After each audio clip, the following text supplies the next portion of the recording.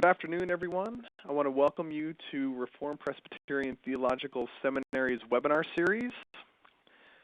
Today we have with us Pastor Barry York, and he'll be talking to us about keeping covenant with our youth.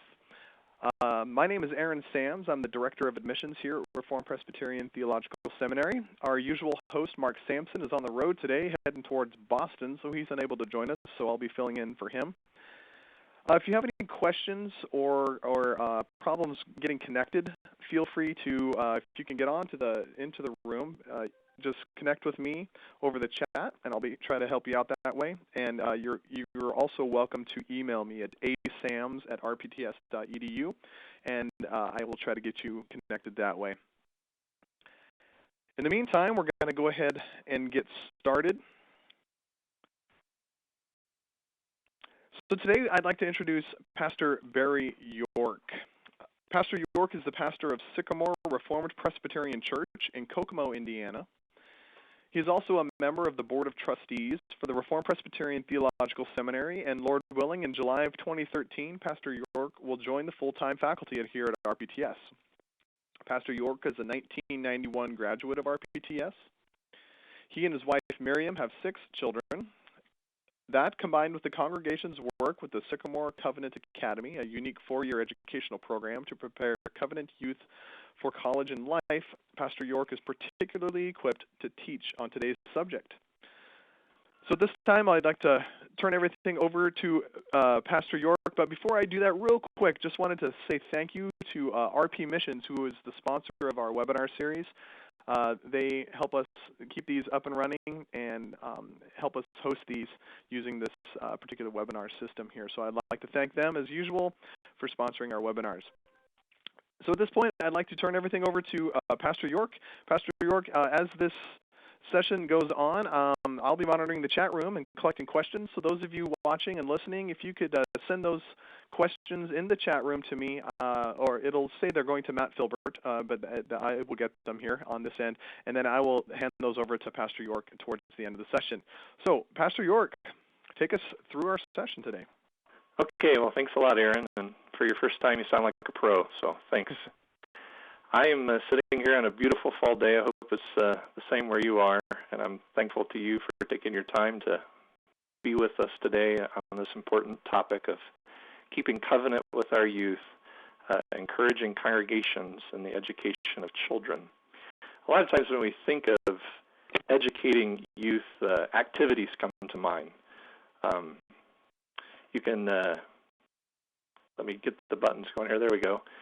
You can think of things such as Sabbath school or Sunday school, catechizing, youth group, children's sermons, service projects, and all of those things are ways or means of educating young people in our church. But if we're not careful as a congregation, I find that so often the Christian education can turn away from really what it should be, which is the discipling of young people, and we start just keeping them busy. And we want to make sure that we have a mindset and a heart set that is going to really be having as our focus discipling the young people. And so today what we're going to be doing is looking at the work that the Lord is doing. I believe God is doing a wonderful work in the church. And I think it's really little signs of revival that we can hope that He will bring in further measure. And then I want to offer principles based on the Word of God that will help a congregation reinvigorate itself if that's needed, or continue on if it's encouraged in the work among the youth that it's seeing, because we want to see them really walk in a manner that's worthy of the kingdom of God. So that's what we're going to be looking at today. And so first of all, I just want to make a note of some of the things that are going on in the church. Most of you will understand that I'm a minister of the Reformed Presbyterian Church of North America, a small denomination. And this past summer, I was just reviewing some of the things that the Lord is doing among the youth in our church. I want to just share a few of those with you.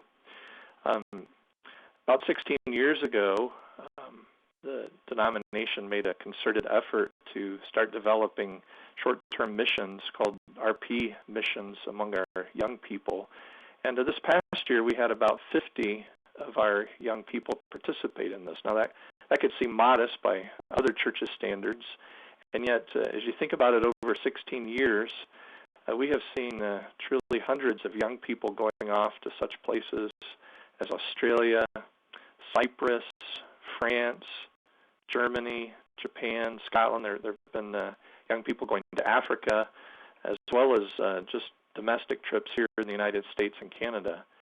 And as you look at what God's been doing over that time and think about some of the young people who participated, we are finding that some of them have gone on in long-term missions. So they were encouragers in their short-term trips, but they've also, a number of them have become those who are serving full-time now in Christian ministry. Another sign that we can look at is just from the presbytery reports that I gathered this year. I noticed one or two of them mentioned that there's an increasing number of young men attending some of the presbytery conferences, noting that in the past there seemed to be a large number of young ladies outweighing the number of young men. And so to see young men getting more excited about the things of God and the things of the church is an encouraging sign. Here in our presbytery in the Midwest or Great Lakes Gulf Presbytery, we've seen at our youth conferences people coming from Pennsylvania, from Kansas, even further away, just to participate in some of our youth activities. And again, just seeing that heart of the young people is a sign of encouragement. And I noticed that a lot of what their focus is on is, rather than just the fun and the entertainment that sometimes youth activities can be associated with, there's a real hunger among the young people on learning and serving. I was at a conference here this past winter, and I just couldn't believe among high school students how hungry they were for the things of God and the way they wanted to interact and talk about them. I left, I think, more encouraged than they were. So many exciting things happening. One of the chief places that particularly we note is associated with the Reformed Presbyterian Seminary is a number of years ago a program was developed called Theological Foundations for Youth. And this brings young people who are showing leadership abilities in high school years to our seminary during the summer for 3 weeks. They study theological classes and other subjects under professors and pastors for the first and the third week of the program. And in the middle week, they go out to local churches and serve in those churches. And every year, in recent years, and again this year, it's maxed out. There are more applicants than can attend. And again, just seeing that hunger and that thirst for the things of God is very exciting. So God is doing a work among our youth. And I think as we look at church history, that should really grab our attention. A man named Colin Hansen, who is an editor for Christianity Today, notice this is going on across the country, so it's not just limited to the Reformed Presbyterian Church by any means. He started noticing a lot of the young people he was interacting with were talking about how they were tired of being just entertained all the time, and they really wanted doctrinal truth at some of the places where he was in attendance. And so he started studying this. He took 2 years to go across the country, interview Reformed leaders such as John Piper and Al Mohler, visiting churches that were witnessing young people in their congregations being excited about the things of the Lord. And he gave this movement a name, the Young, Restless, and Reformed. And I think what we're seeing in our church is being witnessed by many in other denominations and churches as well. And as I said, well, you might have noticed on the shirt there, Jonathan Edwards' picture. And I wanted just to go back and look a little bit at the historical precedent for this. In other words, when God is bringing an awakening in the church, how does that come about? Well, Jonathan Edwards was there during the time of the Great Awakening in colonial America. And as it was going on early, as it was developing, in December of 1743, he wrote these observations. In the year 1740, in the spring, before Mr. Whitfield came to this town, there was a visible alteration. There was more seriousness and religious conversation, especially among young people. By the middle of December, a very considerable work of God appeared among those that were very young.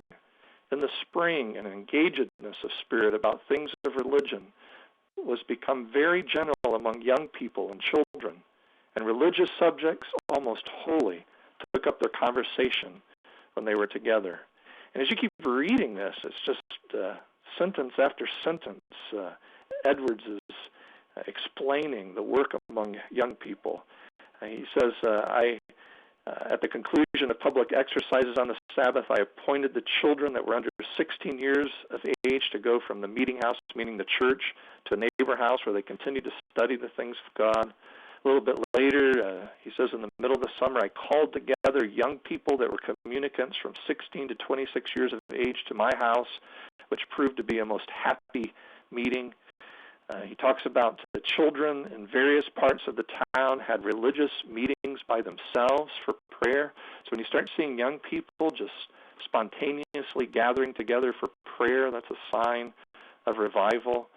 He says the work of God and his influence of this nature seemed to be almost wholly upon a new generation. When God is bringing awakening, he starts working on the coming generation. In another work by Edwards, a little bit earlier than this one, called A Faithful Narrative of the Surprising Work of God, he talks about what, in his mind, precipitated this. He describes the youth, first of all, before the awakening. He says it was their manner very frequently to get together, and conventions of both sexes for mirth and jollity, which they called frolics, and they would often spend the greater part of the night in them without regard to any order in the families they belonged to. So the young people were caught up in the pleasures of their day, like we see many in our generation. But God then began to do a work, and in Edwards' case, he noticed it with especially following the deaths of two people. He says this seemed to contribute to render solemn the spirits of many young persons. And there began evidently to appear more of a religious concern on people's minds. In the fall of the year, I proposed it to the young people that they should agree among themselves to spend the evenings after lectures in social religion, which was accordingly done. And those meetings have been since continued, and the example imitated by elder people. And so one of the wonderful things that Edwards witnessed is that when these young people really began to be confronted with issues of life and death, they were willing to study and give themselves to a further understanding of the things of God. And then their example was imitated by the older people in the church. And again, I think as I'm looking at the church, I'm really seeing this type of work going on, and it should greatly encourage us. Now, what I want to do here then is to think a little bit about, God's ways of working with his people, particularly the covenant that he has given to us, his promises in his word. And though we can't create revival, we know that only God's Spirit can bring forth revival. We certainly, in the hope of it, can sow, as the Apostle Paul said, and water and pray and to use the means that God has given us to encourage it. And if we're going to do that, we really need to be aware of his promises to honor us when we honor him in that way. And it really goes back to his promises in the Scripture. He has told us very clearly in the Bible that all the families of the earth are to be blessed through Abraham's seed, the Lord Jesus Christ. He promised Abraham that in Genesis 12. And then one of my favorite verses in the New Testament that it helps us to understand that properly, Galatians 3:8, the Apostle Paul said this, the Scripture, foreseeing that God would justify the Gentiles by faith, preached the gospel beforehand to Abraham, saying, all the nations will be blessed in you. And so when God was talking to Abraham so long ago, we know that what he was showing, what he was preaching, what he was teaching to Abraham was the gospel that you and I are to believe. And so what does that mean for us? Well, that means then that our gospel faith, if we're going to be like Abraham, needs to be like Abraham's. And what Abraham was exhibiting was that he was trusting the Lord not only for his salvation and for God to bring blessing to him, but that he believed that that blessing would extend to his children and to his descendants and to just many, many peoples and nations through them. And as Paul said in Galatians 3, verse 7, know then that it is those of faith who are the sons of Abraham. And so we have to be a people who walk by faith, and especially as we go about the duty, the sacred duty of educating our children, we have to do that in faith. It's a hard work. It's a difficult work. Sometimes it's a work in which we don't see immediate fruits. But if we are faithful to that work, God promises that he will bring blessing. And part of what our expectation should be then is that our covenant youth will possess the gates of their enemies. This is a gospel promise that our young people will go out and cause the advancement of Christ's kingdom even to places where right now it's currently resisted. You remember in that gospel picture that God gave us in Genesis 22 where he calls Abraham to sacrifice Isaac, and then he withholds his hand because Isaac couldn't be our sacrifice, and he told Abraham that he would provide the sacrifice, which he did in sending his son Jesus Christ to us. Well, when he sees Abraham's faith displayed there, he gave Abraham a promise, and he says to him there, I will greatly bless you, and I will greatly multiply your seed as the stars of the heavens and as the sand which is on the seashore, and your seed shall possess the gate of their enemies. And when we read or sing in Psalm 127 that we won't be ashamed of our children as they're out in the gates of our enemies, that's an echo of this promise that God is going to send our young people out to advance the kingdom of the Lord Jesus Christ. But what I want to really emphasize with these promises and these scriptures in our minds and our hearts is that there are means that God uses to accomplish his promises to his people. I mean, he even told Abraham that in Genesis 18:19. He says about Abraham, I have chosen him so that he may command his children and his household after him to keep the way of the Lord by doing righteousness and justice, so that the Lord may bring upon Abraham what he has spoken about him. So he was calling Abraham to be faithful to his children and to his descendants, that he would teach them the way of the Lord. And as he did so, then the Lord would bring upon Abraham the promises that he had made to him. And so the Lord uses means. And I thought, well, what's a way I can emphasize or illustrate how God uses means? Well, I want to do it in sort of a funny way. I want to look at it in a reverse way, or a counterexample. We're talking about we want our youth to be blessed. Well, let's think for a moment about how curses come upon people, or the removal of blessings come upon people. For instance, let's look at the second commandment. In the second commandment against idolatry, the Lord states this: I, the Lord your God, am a jealous God, visiting the iniquity of the fathers on the third and fourth generations of those who hate me. And the question I want to ask you is, how does this curse come? In other words, God says that if people partake in idolatry and sin against him, that's going to have consequences on the people that follow them down to 3 or 4 generations. And so how does this curse come?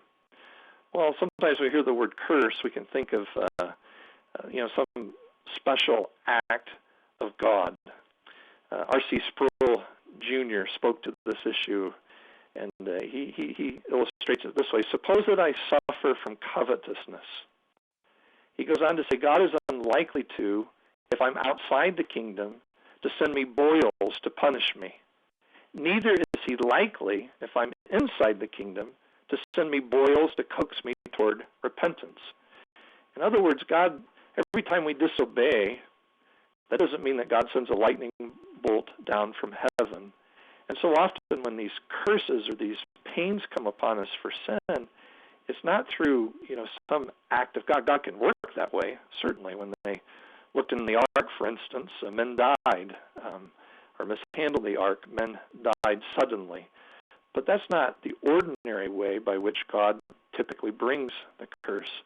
And neither are we to think of the curse as some type of, magic spell like Sleeping Beauty eating the apple. No, the way that ordinarily the curse comes, or the way it normally comes, is through organic and connected means. It's like what Sproul Jr. says again. He says, what God is far more likely to do in the case of covetousness is afflict me with collection calls, repo men, crippling interest rates, and foreclosure. In other words, the normal consequences for sin. Now, suppose my sons grow up in this covetous household. Is it not more likely that they will learn covetousness from me?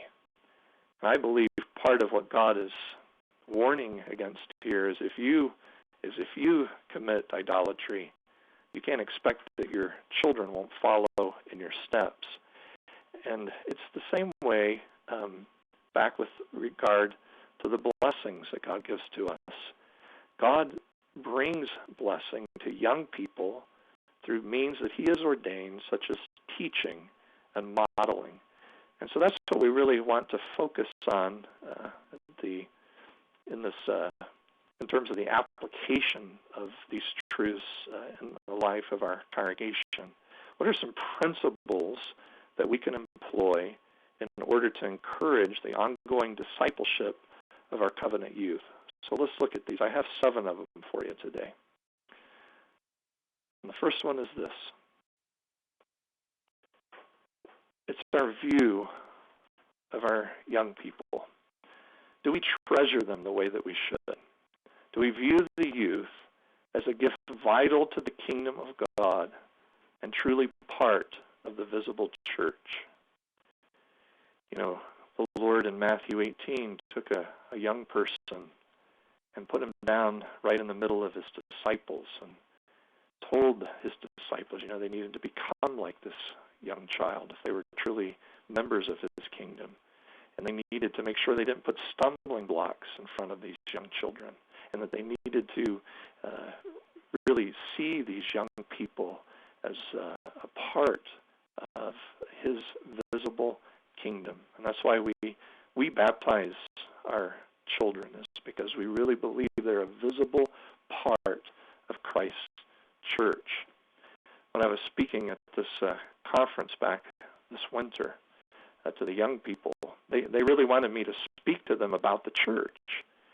And one of the things I told the young people that seemed to really resonate with them is I said to them, you hear all the time as young people that you are the future of the church. But I told them that's not the way that God sees you. He sees you as the church. You are the church. And you need to live like that as young people before the Lord. And I think we need to be careful that we're not communicating that to our young people. When our young people in the Presbyterian church come to maturity, where they are given the privilege of coming to the Lord's Supper, when they make that transition from being a baptized member of the church to a communicant member of the church, too often I hear pastors and parents and even some of the young people say, I joined the church at that moment. And our response needs to be, no, you didn't join the church. You were already a member of the church. but you have now exhibited so that everyone can see that from your heart you're following the Lord Jesus Christ, like your parents and the others are here as well. And so we really need to view youth as a special gift of the Lord, just like it says in Psalm 127, the children are the Lord's good gift, and we really need to value them in the church and make sure they understand that. That should then lead us to really focusing our prayers as congregations for the conversion and service among young people. I love Psalm 110, verse 3, and what it's really saying to us about the young people of the church. In this psalm, we are praising Jesus Christ as the Messianic King and the great priest over his people. And one of the praises that we give to Jesus Christ as our high priest and great King is that we say to him that thy youth arrayed in holiness like morning dew shall be. When we see the Lord taking our sons and our daughters born in darkness of Adam and converting them and changing their hearts so that they love Christ and they want to serve Jesus and they want to give their years of youth, which so many give, to pleasures and other things, their own sinful pursuits. But when our youth are giving their hearts in service to King Jesus, it is such a blessing. It's like morning dew. It refreshes the church. It encourages the church. It causes the church to rejoice. And fortunately, in the ministry here at Sycamore, we've been able to see that, as I trust you and your ministry has. A number of years ago, in order to just be more faithful in our training of our young people, we developed what we call at Sycamore Covenant Academy, a training place for our young people. And this seminar is not about education. I'm purposely trying to stay away from things such as, you favor public school, Christian school, homeschool. That's not really the emphasis here.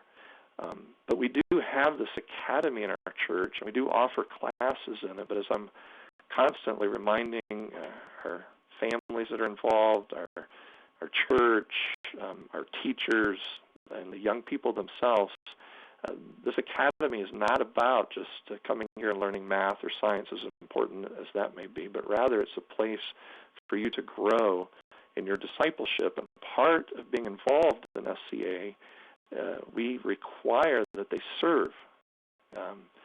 They have to do such things as clean the building or be involved in certain community activities. We have a summer service project every summer where for 3 days we have our own little mini mission service project here in the community, and many young people, both in our congregation as well as their friends that are attending the academy, come to that, and they learn that you can serve and enjoy the Lord. I always laugh at I walk by the bathrooms on Thursdays when they're cleaning. They usually have girls in there giggling together as they're just having fun cleaning the toilets in service to the Lord. And yet that's important for young people to see and for young people to learn. We have a ministry on the Tuesday afternoons that a few ladies in the church have helped develop, where these young people who are growing up in the church and they have so much that's been given to them by the Lord that they take some of their time, and we have a tutoring program to elementary students in the community. And we've purposely set it up with a Christian focus. The parents know that their children are going to have a little bit of the Bible read to them, a catechism question gone over, and a little bit of prayer time before they get into their tutoring in math and reading. And it's really exciting to see that it's not adults that are doing the tutoring, but young people taking some younger children and investing their lives into to someone else, and that brings them a lot of joy. And so we need to just keep praying that there would be this service of our young people with others. The third principle is this one. You have to work unceasingly at promoting family religion and encouraging parents in seeking the blessings of God. If we really want our young people to be blessed, the church is not going to be able to do that job in and of itself. It has to be family-oriented. It has to see the parents remembering their primary duty to raise their children in the fear of the Lord. And a lot of people attending church know that they're to do family worship, and I trust in the congregations that you've served, you've taught about that, or you see that or witness that in your church, but you know how easy it is for our hands to lag in it, and we can grow weary in it. And I've found here in the ministry of our congregation that we need to keep giving the people regular encouragements to that end. So, for instance, we don't do elders visitation necessarily every year, nor do we always do it the same way, but fairly regularly when we've done elders visitation, we'll choose a theme. And one of the themes that we often choose is just family worship. We want to come and we say to them and talk to you about your family worship practices. How is it going, what you're doing, and are there ways that we could encourage and pray for you in it? And so I think it really is vital for the elders to come alongside people and make sure that they're helping their congregation in family worship. Another way that we seek to not just teach it or come alongside and encourage, but actually model it, is at our fellowship meal. A couple of times a month on a Sunday afternoon, we eat together as a church. And then afterwards, we have an informal, what we call a family worship time. And one of the elders in the church leads this time by having us sing a psalm and talking briefly about it. Sometimes he'll review just a little bit of the sermon. He will, of course, have us sing the psalm, and then we spend some time praying, especially for evangelistic contacts. And it usually only takes about 10 minutes, but by, I think, doing it together as a family of families, then it makes it easier for families to go home having seen how it's done, to be able to implement that more in their own homes. And so that's really vital. If we want to see our young people discipled, they've got to really see their moms and dads walking with Christ with them and before them.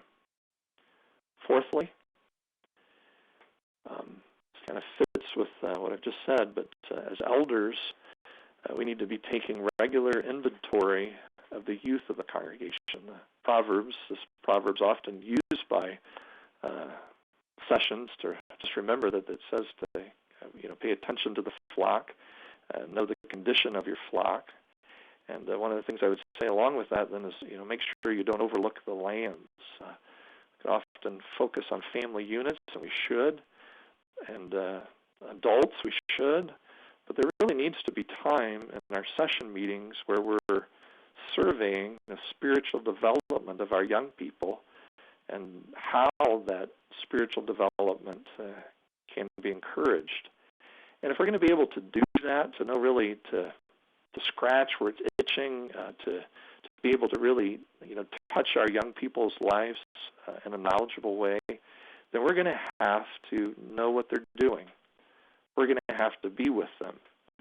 And so we need to be actively engaged, joining their conversations.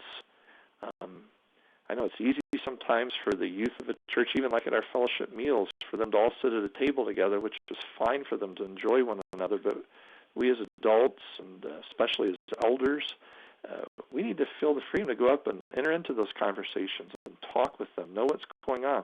We need to be going to their events if they're involved in sporting or music or some school activity.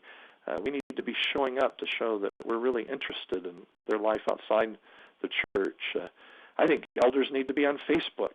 That's where a lot of the young people are in their social media, and you need to be their friends, seeing what they're talking about. I've had a lot of healthy interactions with some things I've seen on Facebook, because it wasn't very healthy what I saw. But there's other times where I get really encouraged because I see our young people using Facebook and other social media in order to just enjoy their fellowship with their Christian friends. And so what I'm really saying is that we've got to get in their world and really know what they're about and what they're doing if we're really going to be able to minister and encourage them in their discipleship. Kids know whether you really love them or not, or whether you just view them as a project. And so we've got to show by good attention that we want to be with them and we want to help them. So we have to take regular inventory. Fifthly, you want to plan ministry opportunities that involve strategic young people being with you. The with him principle is a key principle of discipleship. Jesus chose his disciples to be with him. Here in this reference, Acts 16:3, Paul wanted Timothy, the scriptures say, this young man to accompany him. And so we need to make sure that the young people are with us. If we're pastors, elders, leaders in the church, working alongside, serving alongside us in what we're doing. You know, that's just a natural desire in the hearts of young people, is that they want to be with us, especially when they're really young. Children love to go with their parents. Every time I go out the door, I still have my youngest daughter. She wants to know where I'm going, and she always asks if she can come with me. And that's a great thing. We need to bring our children, whenever we can, with us. And we need to incorporate young children and then into the teenage years in our ministry.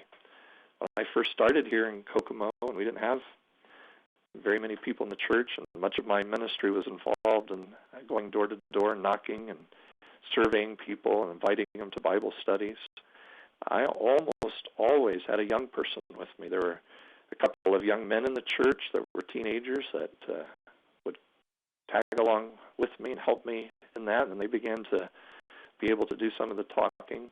But a lot of times when there wasn't anyone else around, I could always take one of my children. And it was amazing having that child there, just how the door seemed to open a little bit wider, and the smiles on the faces were more true as that child really opened doors that I don't think I could have opened. And we really need, as pastors and ministry leaders, to always be thinking this way. How can we involve our young people in what the church is doing?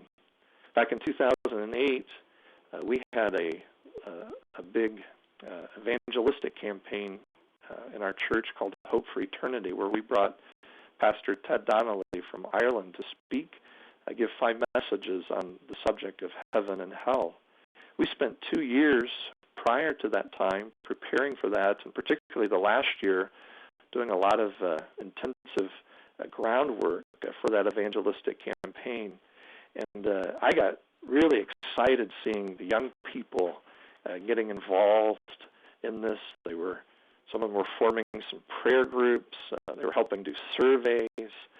We actually did a radio ad. I've never done a radio ad in the church before, but we did a radio ad, and we had a young man in the church, 11-year-old at that time, who actually spoke in this ad. They helped pass out flyers. It was really a lot of them that got, especially some of the high school and college students, that got their friends to come to the meetings. And let me be honest with you here for a moment. The evangelistic fruit, in other words, the conversions that we saw from the actual campaign itself, it's really not measurable. We don't know of anyone that actually came to Christ during that week. But one of the wonderful fruits of it was that our young people grew closer to Christ. Because when you make a purposeful attempt to glorify Jesus, to glorify the Son of God, God the Father will make himself more known to you. And that's really kind of changed some of my thinking about evangelism even, because though I want fruit from evangelism, ultimately we need to be more satisfied in God's response to our evangelism than even man's response.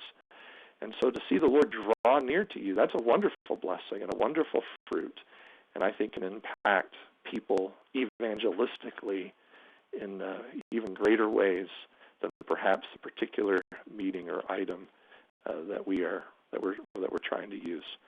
So plan ways of using young people in ministry activities. Sixthly, give deeper theological and ministry training to young people.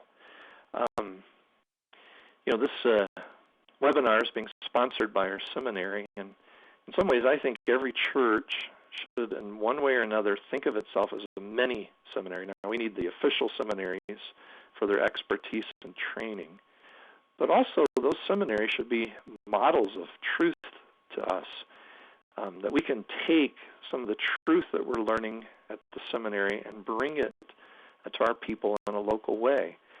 And so we need to really challenge our young people to use those minds and ask God to help them to use their minds to love Him and develop their minds in theological truth. Remember those quotes I was reading from Edwards, the young people were being challenged and responding to the challenge to study more deeply the things of the Lord. And I found that here, that our young people in our congregation and even out in the community who don't belong to our church have come, and during the week they have been willing, not just on Sundays, but during the week they've been willing to study such things as apologetics, Christian worldview, church history, Greek, Old Testament, New Testament surveys. I've seen them memorizing vast portions of Scripture. I've seen them memorizing and discussing the catechism.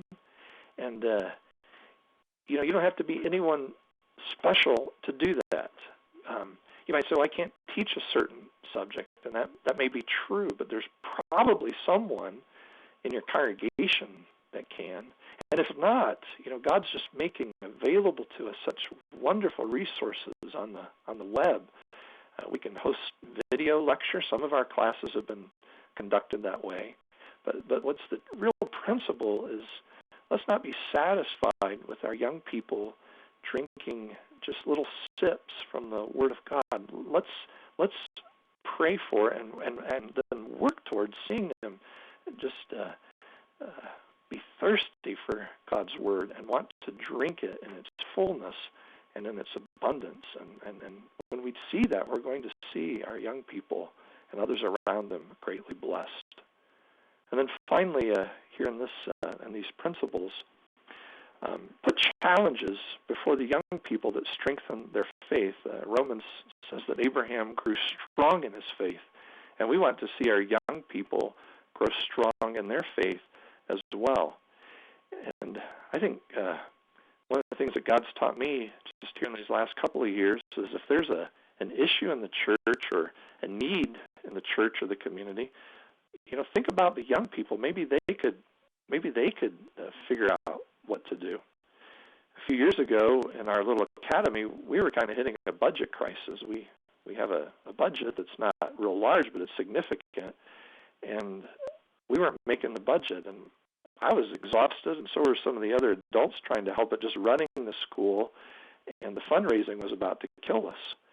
And one of us had the idea of, well, let's see if we can get some of the more mature students, form a little leadership team, and then ask them to help us with the fundraising. And it was incredible. They got eager, excited. They came up with creative ways to raise funds, and I really haven't had a problem with the fundraising over the past few years once I got the youth involved in that. And so when you put before them these challenges to solve problems or to reach out for the glory of Christ, often the young people are looking for these opportunities to serve. And as they do so, their faith is strengthened. Again, who's going on these mission trips? Who's going to these foreign places? In large measure, it's the young people of the church. And so I think they're really responding to these challenges. I want to wrap this up here in the next 5 minutes. I think I can do this. But I wanted to, it's not all fun and games as you work with young people. There's a lot of heartache in it. And this summer when I presented this at our synod meeting to the pastors that were gathered there, one of the first questions actually the first question that was asked was about wayward children. And so I want to talk to you for just a few moments here about what to do in the case of prodigals, pursuing the prodigals. And I want to, first of all, just qualify the term. What do I mean when I'm talking about prodigals? I'm not just talking about, young people misbehaving or, them doing something that you wish they wouldn't do. You're always going to have to deal with those issues. But I'm talking about, what about young people who wander away from the church, who grew up in the church, wander away from it? And what prodigal means is waste. They're wasting their life on the pleasures of this age. And if you know me, you may know I'm a father of 6, and I have gone through this personally because my eldest son, through his teenage years, wrestled against the things of God. And then he really rebelled. He got into some legal and moral trouble. And so that's been a real heartache for my wife and I and our family. And so through that, personal pain, but also a pain that was shared with me by the congregation and by some other situations in the church, the Lord has taught us some things. I will say that currently I'm encouraged because I see some signs of softening, and we've had some wonderful times here recently with my son, and so we have a lot of hope. But I just want to testify that if there is no greater joy than seeing our children walk with the Lord, then there is no deeper sorrow when you see them turn from God and not walk with the Lord. So it's a real issue, and I want us to really think about this just for a moment. What are some things that we can do? You shouldn't be overly surprised by prodigals. I think sometimes we get things turned around. What we should really be surprised about, what's really incredible, is when we see grace being given to our children and they turn away from their evil nature, and God regenerates them and brings them to Christ. That's the miracle. That's the surprising thing, that our children struggle and fight against God shouldn't over-surprise us because of the nature of man. And I know this is going on a great deal across the church as well, that there's young people. We're not only encouraged by the young people and some of the things we're seeing them do, but some churches are really experiencing, even some have called it an exodus of, 20-somethings leaving the church. So, what do we do? What do we think? Well, remember that the story of the Bible is one of God pursuing his wayward people. I mean, as at the very beginning, the perfect God puts the perfect son and daughter in a perfect garden, and yet they rebel and turn away from him. And yet God comes to them. He pursues them. And that's the story of the Bible. Think of Israel's history, God pursuing a prodigal people. And so when we see our young people turn away from the Lord, or starting to turn away from the Lord, we need to pursue them like God does. And so we want to ask, what does that biblical pursuit look like? Well, first of all, if a family is going through that, you need to recognize how important it is, especially for the leadership of the church, but for everyone in the congregation, to work with the parents and support them in their grief. The Proverbs say, a foolish son brings grief to his mother. And there's a very real sense that when a covenant child walks away from God, it's like grief. It's like feeling like something has died. And yet, unlike when someone actually does die, the grief of a foolish covenant child is just ongoing. The pain just keeps coming at you again and again and again like a wave. And so the parents really need a lot of support. The church needs to draw near, not pull back from a family going through this. Secondly, you need to make the pursuit of this young person a team effort. If there's been personal pursuits by some, the church really needs to get involved in helping pursue this the young people. Thirdly, you want to go repeatedly to the wandering young person. We really need to have a lot of patience with young people. We need to give them room to struggle and to wrestle with some things. And so we need to be careful not to overreact too strongly at first. Fourthly, I like a saying that Matthew Henry attributed to his father, who said, we have to grab our young people by their baptism. In other words, that we need to keep constantly reminding our young people that they have been baptized in the name of the Father and the Son and the Holy Spirit. So his name is upon them, and so his claim of ownership is on them. And we need to keep calling to them with their baptism, remind them of God's desire for them. Fifthly, I think part of how we go about doing this is that we bring heartfelt covenant memories before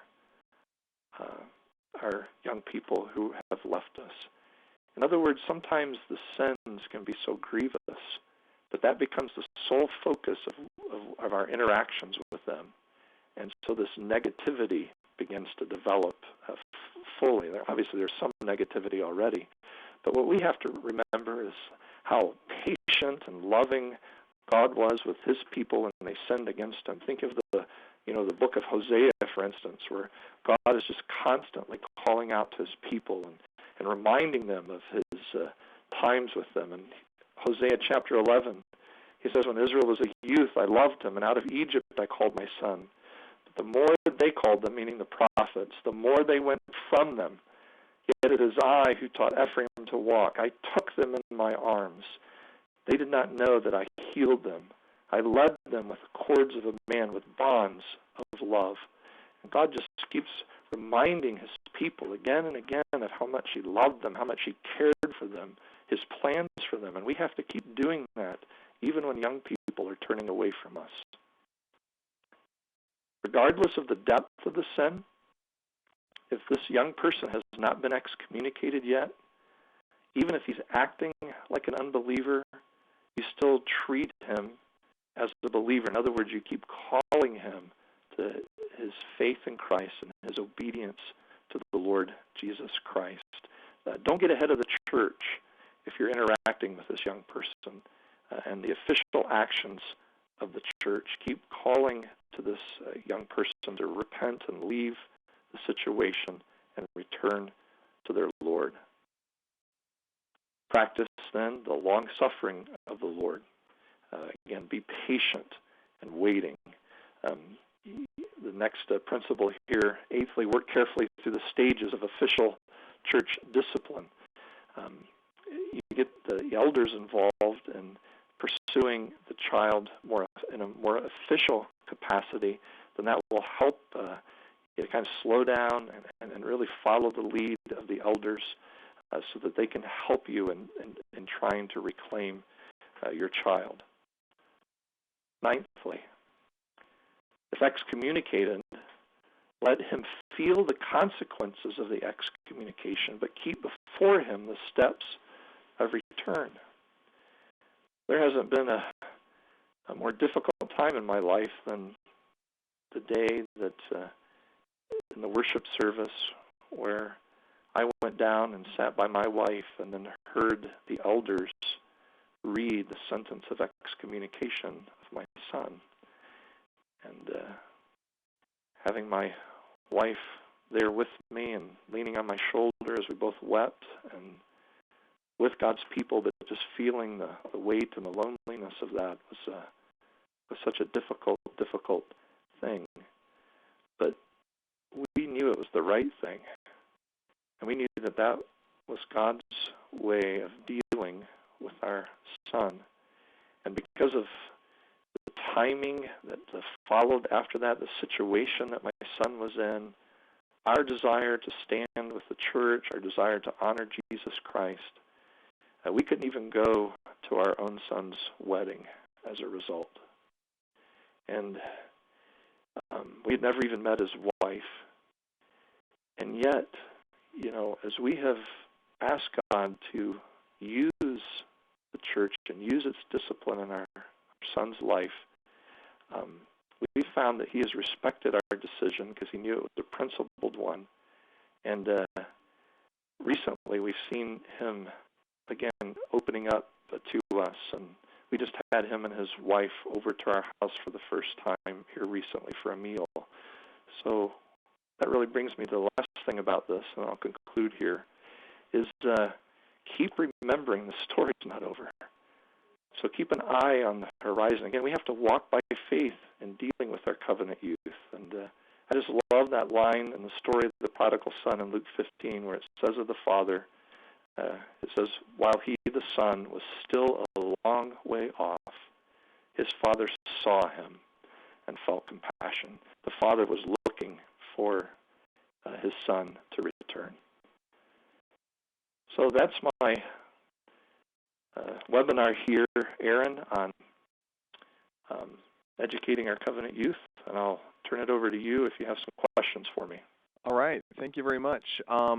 Yes, Pastor York, thank you for your insight, for your candor, and for taking your time today to be with us to share about this topic and also your firsthand experience. It's very insightful to hear that, and I'm sure we'll all be praying for you and your family and thankful for some of the restoration that's happening there.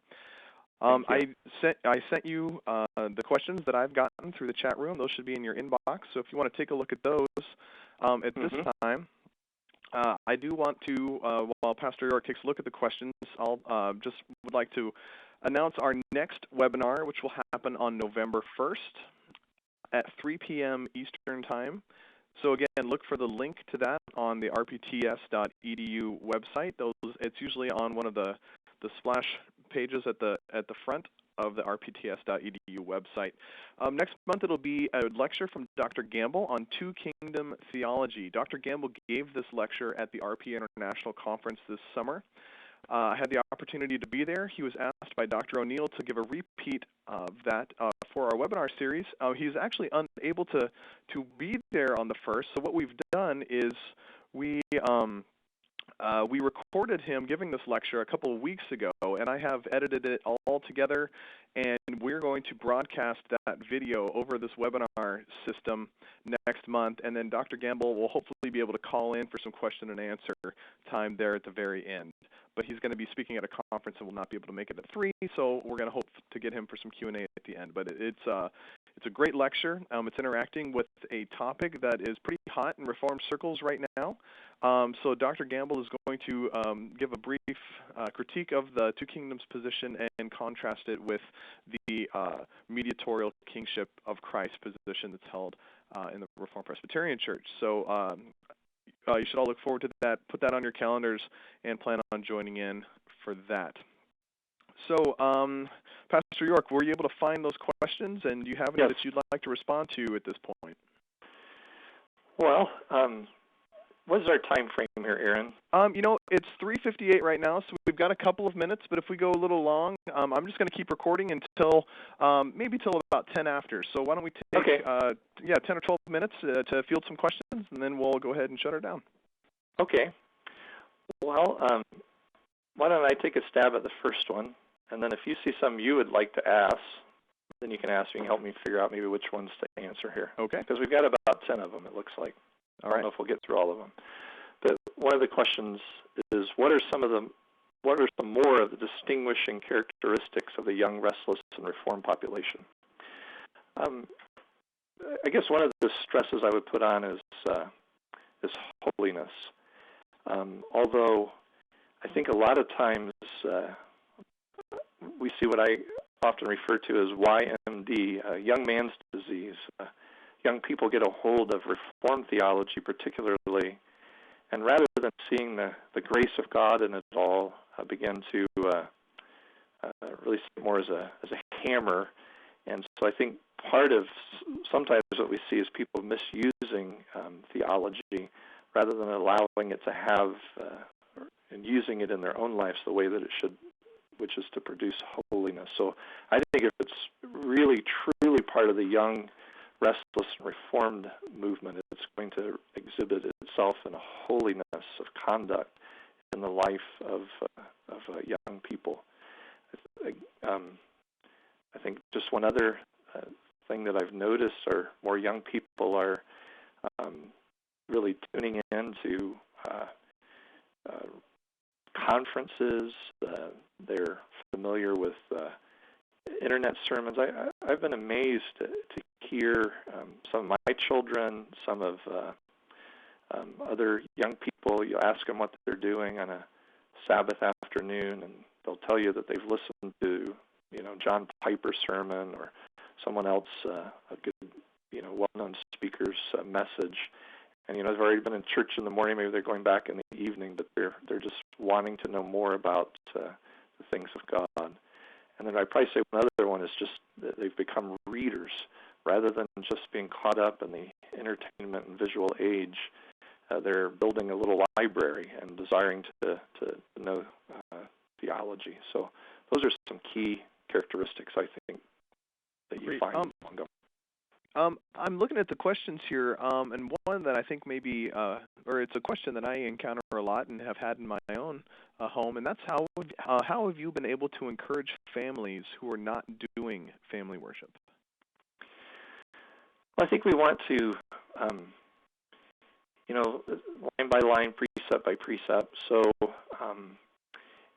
we want to encourage. So what we've sought to do is we've brought families over for a meal, and then we have family worship with them. So even though we might see it practice a little bit.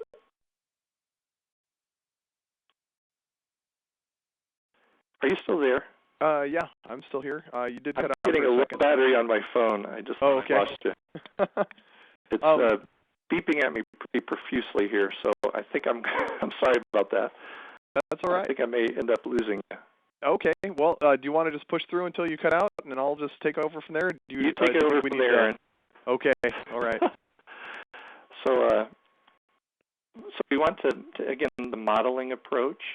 I think also little tools that we can give to people. For instance, there are a lot of family worship materials that Crown and Covenant have that we can use.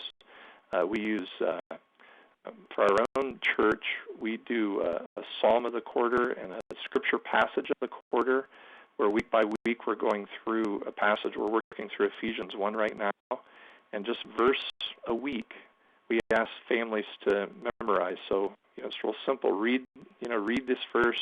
Get your young people, your kids, to repeat it after you.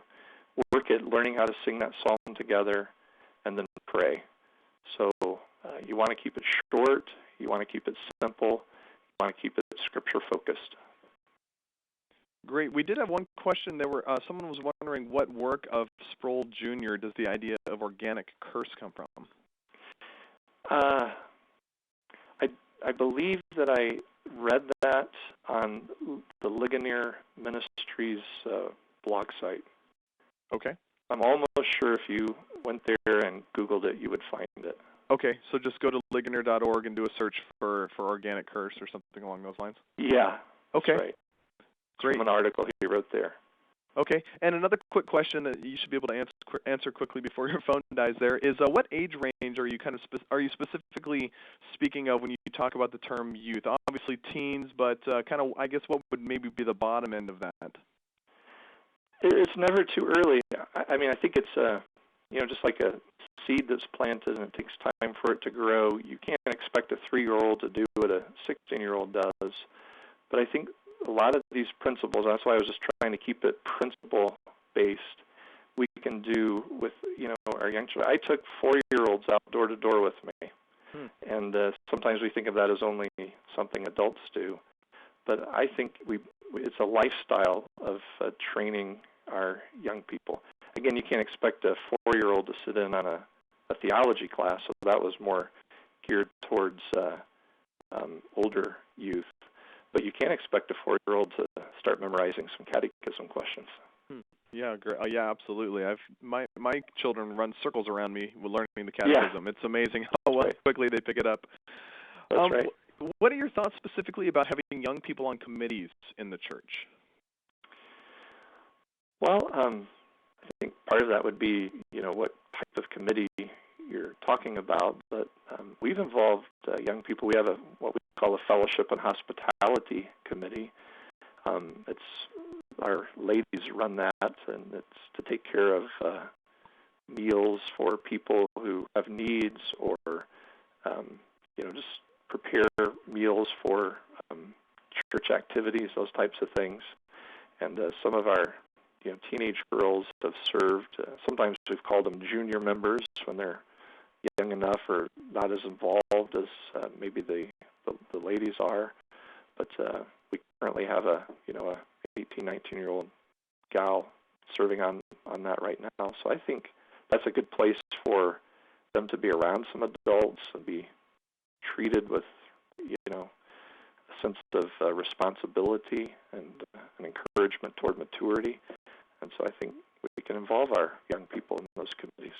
It used to be our international conference was run by young people. Yeah. Okay, I'm looking at some of these questions again. Here's one that just came through the chat. It says, at what age should we press the claims of baptism upon the youth who haven't yet made a profession? Well, I think, again, you're in one sense you're always doing that, but probably behind the question is, you're seeing a young person who's not responding. I think that we should have what we call a church membership class or an information class that we take our young people through. In our congregation, we try, as they're getting into their teenage years, 13 to 15 years of age, to take them through that material and talk about their relationship to Christ and, some of the chief doctrines of the church and so forth. We try to be careful, though, not to, do the hard work that only Jesus can do. So you have to do it in such a way that you're not just, okay, everyone, after you do this class and you're going to become a communicant member. No, we want you to exhibit, the signs of salvation. And one of the things I have them do is prepare a testimony.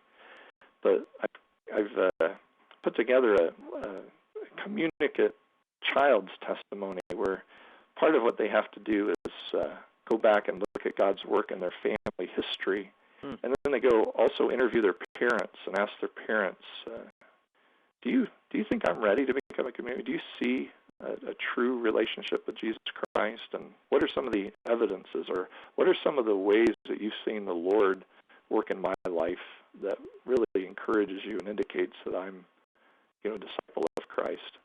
So I think, in those early teenage years is when we really want to start calling them to that. And then you have to work with each young person, on a more individual basis to discern. Good. I think this next question will be our last in the interest of time here, but okay. And it's kind of long, so but you can read it. I sent it to you as well. But it says, you mentioned kids being able to see the difference between being loved and being a project. This question asker says, I have seen many kids treated as projects and turn abruptly away from the church and or the elder or leader treating them as a project.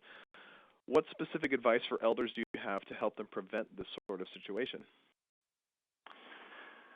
Well, that's a great question. And, it starts really with your own heart. Do you really love this young person? Have you, in seeing them, especially if they're walking away or struggling with the church, have you really wept tears over them, over their soul? I think if you haven't, then you probably should wait before you start trying to address them. But when you've prayed and you've really remembered this young person, then I think you want to go and one of the things is to speak gently with our young people and tenderly to them, to express love for them. I think we want to go and be involved with what they're being involved with. I think it was John Piper's son. He has an article where he put down 10 things to pursue a prodigal because he was a prodigal son. But one of the things he said about his family was that even though he was involved with people he shouldn't be involved with, that his family came and still saw him. Now, not when he was participating in illicit activity, but they would come to places he knew they were uncomfortable coming to, his apartment when his friends were over, or other places where he was, and they just kept being a presence in his life. And we just got to keep bringing the presence of God to them sometimes by showing up and showing them that we still care about them, even when it's become much, much harder to love them. And again, I think when you do that with a broken and tender heart, kids know that you really care about them. Great. Well, Pastor York, thank you so much for joining us today. Thank you so much for speaking to our audience and taking the time to do this. I know we've all benefited greatly from this, and I know those who will watch this in a recording later on will as well. Again, I just wanted to remind you of next month's webinar on November 1st. Please join us for that. And if you would like a recording of this webinar, we will post a link with the rest of the webinar series that we have on the rpts.edu website here in the next couple of days. But thank you, Pastor York, for being with us, and thank you all for joining us again today